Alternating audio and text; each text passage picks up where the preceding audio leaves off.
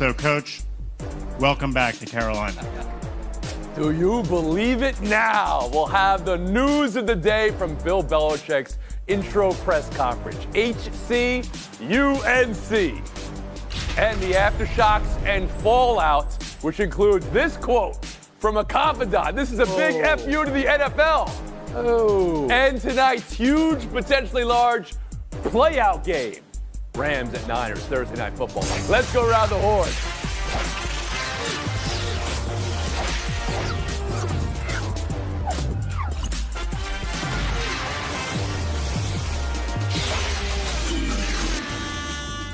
They'll be pros in all areas, and that's what we want to develop.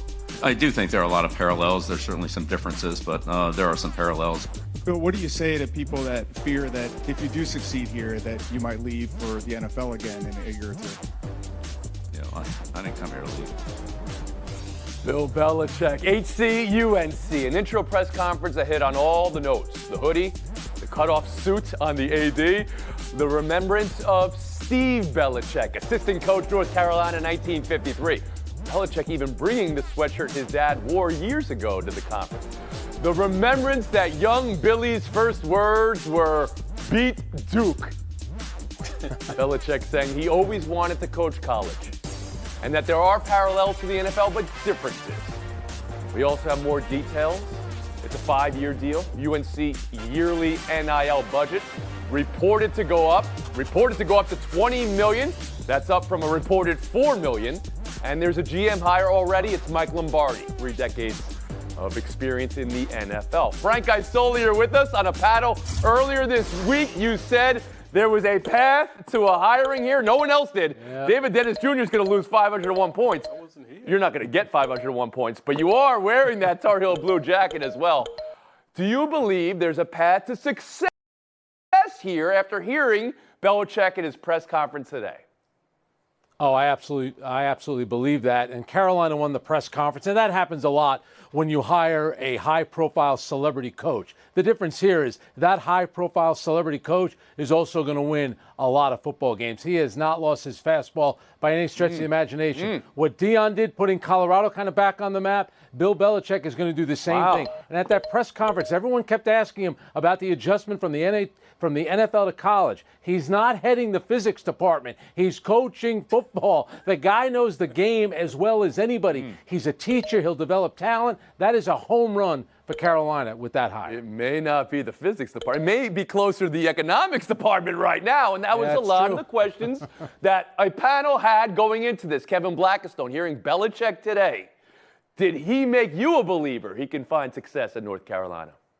Oh, absolutely. Let's not forget, it's not like Mac Brown, who's stepping down just about his same age as leaving the cupboard bare down there. I mean, Mac Brown already built that program back up. They had an off year this year going 6-6, but that's what he's inheriting there. So that's a winning football program over the last few years. And look, we know that Belichick is one of the best, if not the best NFL coach ever. He has proven himself there. So now he's stepping over to the college ranks, which is more professionalized now than ever before. It will be an environment in which he will make it an NFL-like environment if it wasn't already, bringing down his guys as well. So he is absolutely going to be successful. It just depends on what the rest of us judge as being successful, what we're going to make that bar for him to have to meet. I mean, I think everyone would then connect the dot if he won in the NFL. I mean, let's be honest. It's a 12-team playoff. The ACC has a part in that playoff every year. I think the expectation is we're going to see North Carolina compete for a championship. Woody Page, sensing a change of tune here. It seemed like, other than Frank, everyone was unanimous this was a disaster a week ago when you first heard it, a disaster 3 days ago when you heard there was a second meeting. How did you hear Belichick today? Oh, I think this is going to be immediate, profound. It's going to be incredible for North Carolina and for college football. Well, think back to when Nick Saban failed at Miami. He had the same kind of results that Belichick did at the end in New England, but he didn't have a portal to deal with. He did not have pay for play to deal with. He had to recruit which Bill Belichick doesn't have to do with. You mentioned $20 million that he has to work with in the portal. He doesn't have to go into anybody's homes. It's like Deion Sanders told recruits. You know where I live. You can come here and see me. I'm not coming to your house. Okay. I just think that this is going to be such a success for North Carolina. And you've got, unlike Saban had to deal with, you've got 12 teams competing for the championship now. I think it's a perfect timing for him. He always wanted to coach in college. I met him when he was a first-time coach in the NFL with Denver in 1978. I think he's going to get the players who associate him with winning Super Bowls. They associate him with Tom Brady. They know what he can do with NFL players. I think he's going to have the same kind of results with North I didn't know Carolina. recruiting wasn't part of the head coaching job anymore. I thought it was still something that Belichick would have to do. Bob Ryan, correct me if I'm wrong there. But also, did he make you a believer today? Well, first of all, if he wants a souvenir from the Choo Choo Justice era, I've got one for him. And he only lives 2 miles from me. He can come pick it up anytime he wants. Now, first of all, let's go back to the question about success. Success is so obvious. 1, beat Duke. 2, win the conference. 3, get into the playoff. And 4, win a national championship. I think they'd be very happy to win the conference within 2 years, and then we'll go from there. I think that he is entering a landscape. You know, but he told them what they wanted to hear about this. I've always dreamed about coaching in college. Yes, he's got a tremendous background. That's where he grew up with his father, et cetera, et cetera. But you know, they wanted to hear that. Fine. You know, who knows how true that really is? I'm not buying that. Okay. But anyway, he'll say what he hopes to say. He's a consummate actor, and people will learn that. The recruiting, by the way, Tony, the recruiting thing, yeah, it's less important because of the portal, because of the money that you're going to buy players, and that's what you do now. And recruiting, I couldn't see him sitting in with a home visit. They still have home visits? I guess they do. But anyway, it's an interesting thing. And here's the other thing. What this says about Carolina themselves, what they want, what is their, why are they doing this?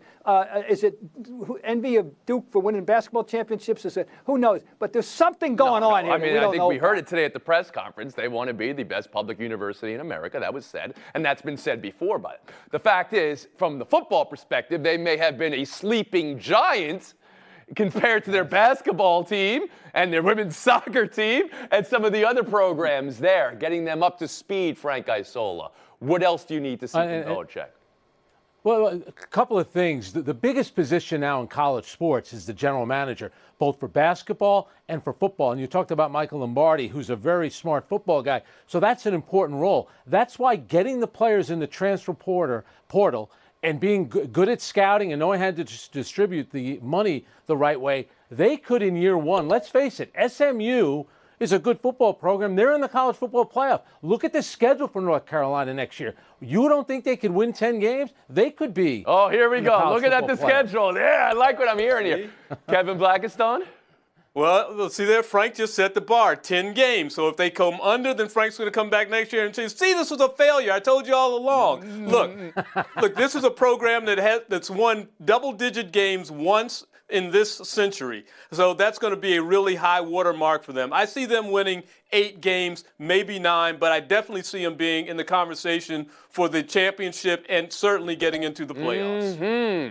Interesting change of tune from panels. You guys weren't all on every panel for the last 2 weeks we've been talking about this. But I heard this is a disaster. I heard a 72-year-old having to go out and find players in the transfer portal, which is already a mystery. I heard some of the greatest coaches of all time, like Nick Saban, have stepped away from this game because it doesn't resemble the game that they once coached. And maybe that's an advantage for Belichick because he didn't coach the previous game. But how it became such an uncertain landscape, it was impossible. But now everybody across the board, unanimous, they're going to compete for a championship immediately. All right. I want to follow up here on the NFL side. Seth Wickersham's reporting today with some windows into that Belichick had shifted in the last year on his view of the league and the openings or potential openings, that they weren't as attractive to Bill, or maybe, likely, vice versa, Bill wasn't as attractive to NFL teams. The pull quote, though, from today's conference was, I didn't come here to leave.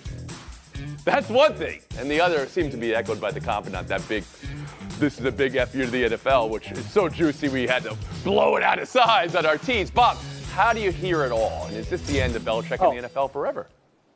Oh, he's come to the frustrating conclusion that he will not catch Don Shula. We thought the one thing that would keep him alive and hoping for an NFL job was another chance to catch Don Shula. He won't do it. He's come to, and that's it. And so he's not going back to the NFL. He knows that. They don't want him.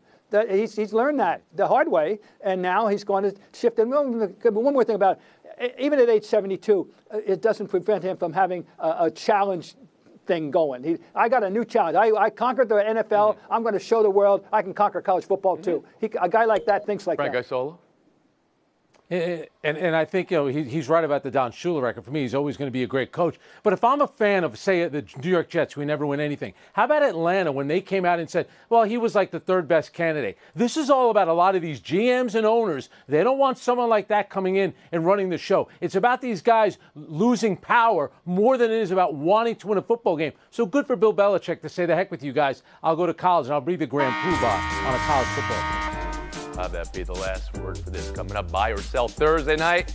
Rams at Niners. Rams looked as good as they have since the Super Bowl that they won last week. Can they keep it going tonight in San Fran? Buy or sell next.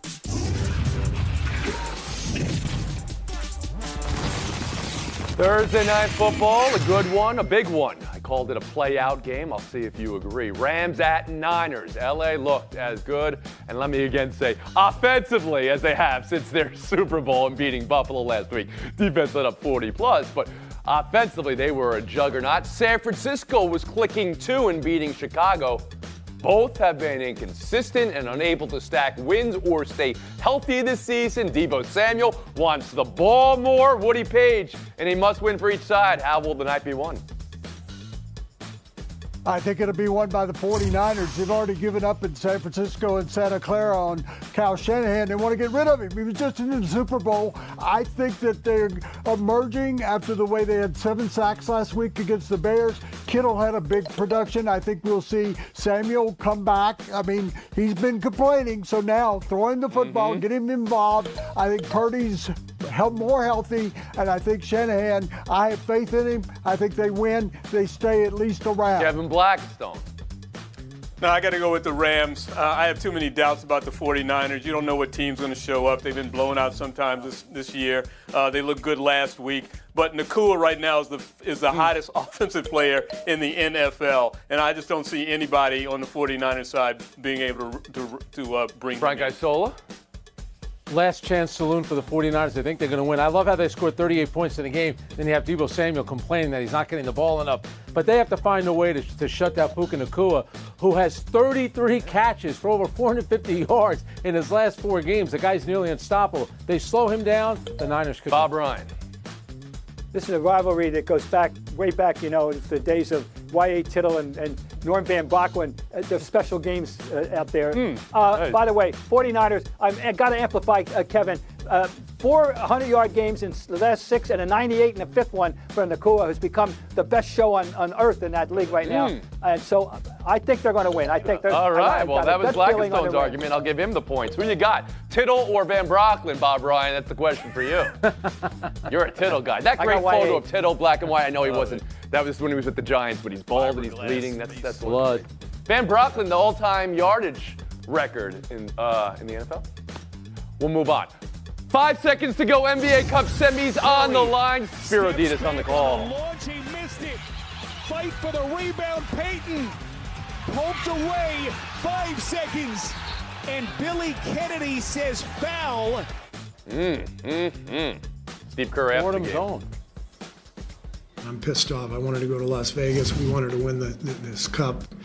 And, we aren't going because of a loose ball foul 80 feet from the basket with the game on the line. I've never seen anything like it in my life, and that was ridiculous. Loose ball, foul call, free throws that flipped the game. Rockets 91, Golden State 90, Houston to the Cup semis. KB, is that a call you're making? That's not a call that I'm making, but that's also not an explanation that I'm giving if I'm Steve Kerr, because I know when he got into the locker room and closed the door, he was wondering how come they didn't score another point in the last 3 minutes or 3 seconds of the game. That's what cost you. You had the lead, and you couldn't put the ball in the basket. Frank Isola? Yeah, I would have liked to have seen just a given Houston the timeout call. But Kevin's right, though. Steph Curry, how about the game management late? Why are you shooting with 8 seconds left on the shot clock and your team is up 1? So the Warriors ultimately have nobody to blame but themselves. Bob Ryan? A referee has to know why he's out there. Why he's out there is to adjudicate the smooth flow of the game and get out of the way when it's necessary. And you referee situationally. And this was a stupid call. Okay. And I agree with Steve. So Kerr. you think Kerr and Golden State have beef with that call, Woody Page? Buy or sell that call? Sure, the court was turned into a mosh pit at the end. You don't make a call there. You just have a jump ball and let the game finish. Okay. I've been around enough referees to know that they don't want to determine the outcome of a game in a situation like that, and they allowed it to happen last night. Golden State did have 3 seconds, which is enough time to get a shot up. Curry couldn't get the shot out, had to pass it up, and their last 3 minutes, as Blackstone said, was their problem. Buy or sell 3, Hawks 108, Knicks 100. 1, 2, 3, and 4 alley-oops for Atlanta in the fourth quarter to flip this game. Got whatever they wanted in the second half. Trae Young and the Hawks going to Vegas, so he's rolling dice mid-quarter at MSG. Brunson, quote, "We should win the game if we don't want him to do that." Frank, what are you buying? What are you selling from the Hawks win and their torrid stretch to get to the Cup semis? Yeah, I'm buying Atlanta, which along the way have beaten Boston, Cleveland, now the Knicks to get to the semifinals. Jalen Johnson, Dyson Daniels, DeAndre Hunter, long athletic wings. Trae Young has been terrific. That's a fun team. But if I'm on the Knicks, he's standing there midcourt on my logo playing dice. I was waiting for somebody to maybe walk up and knock him over. It's a different NBA. Charles Oakley not walking through that door, Fred Isola. Bob Ryan, how about you? Well, the Hawks are a growth stock right now. I think they're a team that's fun to watch and keep your eye on them. And what Dyson Daniels is doing, the defensive end is incredible. Now, as far as what Young did, who's a great player, leading the league in assists, he has a right to have some fun in a building where a certain Hollywood director has been sitting in the front row making a fool out of himself for 30 years. So he can do that. Trae Young has a right to do it. So you think Trae was doing the right thing, so to speak? Yes. Okay. Woody Page, around the horn of you. I like what's going on with this cup, that you've got Atlanta and Houston, 2 teams that nobody's paying attention to for years, suddenly in the finals, in the semifinals here. And I think that Atlanta has shown that they're a better team than a lot of people give credit for. Houston Rockets, on the other hand, second place in the Western Conference. Nobody would have planned that. I like what we're seeing out of the cup. And Kevin Blackstone. Yeah, I like what we're seeing too, and I just had to take note of that dice roll by Trae Young, because just think, a few years ago he probably been fined by the NBA for doing something like that, but they're so deep in bed with Las Vegas and gamblers and DraftKings. Okay, and all right, I hear what you're saying. You got a hot take here. Yeah, now It's that was fine. a sponsored segment. I'm cool with it. Yeah. Okay. Woody Page, Bob Ryan, thank you for the time today. Isola, I said you were wearing that UNC jacket. Blackstone in the corduroy. You won't get this, but the waiting has drove you mad. You haven't been in Showdown in a while. Can Stone break the icy streak? Next. Blackstone, Isola. Let's see who's going to blow on some other guy's dice. Not nice. Showdown 1, NFL rule changes. Could they be coming? League says it's looking into 2 tweaks. 1, considering replay assists for face mask penalties. We've seen games decided on that this year. And B, considering a change to onside kick rule. Kevin, what's the more urgent change needed? Well, I know the first one you talked about maybe because of injuries, but the one that gets me is the onside kick rule. What's so much fun? What's exciting? What's surprising about it when you go, hey guys, we're going to try an onside kick here. All right, everybody ready? No, get rid of that. That was ridiculous. But come on, Kevin. Sam Darnold looks like he's in The Exorcist with the way his head is almost turned all the way around. They have to do something there with replaying that. I don't love replay, but something like that for player safety, that's more important. Then you can work on the kick. I'm with Kevin. Onside kick. Not even just announcing it, but just making it slightly more possible. However you want to do that. Get us above 3%. 5-7%, get us closer to 10 to 15%, so the end of games could still mean something. Point for Stone. Showdown 2, not a good feeling. Who said it? Patrick Mahomes. They've had a lot of good feelings lately, but they play 3 games in 11 days. Sunday, Saturday, and then a Wednesday for Christmas Day. We've seen 3 games in 11 days before in NFL history, but it is not common. Kansas City's going to have to do it. Pittsburgh, Baltimore, Houston. Chicago's going to have to do it as well. Frank, KC and those teams in scheduling trouble? Come on, Patrick. We've watched the games this season. You guys get every break in the book. Talk to your union. Talk to Roger Goodell. They're playing on Christmas on a Wednesday. You're the number one team. That's why you're playing. It's a money thing. KB? NFL football, 3 games in 11 days, that's insane. And if I'm the NFLPA, I make sure that this never, ever happens again. I don't care if it's the Chiefs. I don't care if it's the Bengals. I don't care who it is. Those bodies cannot recover in that span of time. KC may be all right record-wise. They've already clinched the playoff. Baltimore is still wanting to move up in their division, having to do that. That is a disadvantage. Horrible. Kevin Blackistone breaks the schneid and gets the cleats. Yeah, that's what I'm talking about. I'm saying this not as a sports writer. I'm saying this as a fan. I'm saying this as a partial ticket, season ticket holder for my Washington Nationals. We want to be able to trade picks. It's too confusing in Major League Baseball what picks you can trade and what picks you can't because of all the types of drafts that go on. Just make it like every other league. If you have the number one pick and you want to turn that into a couple of veteran players, you ought to be able to deal that. And right now, Mike Rizzo can't do that. A shame on MLB. Let's take that rule change. Come on. Just buy the players. Come on. Well, there is. Buy the I players. said I'm not as a sports writer. I said I'm talking as a fan.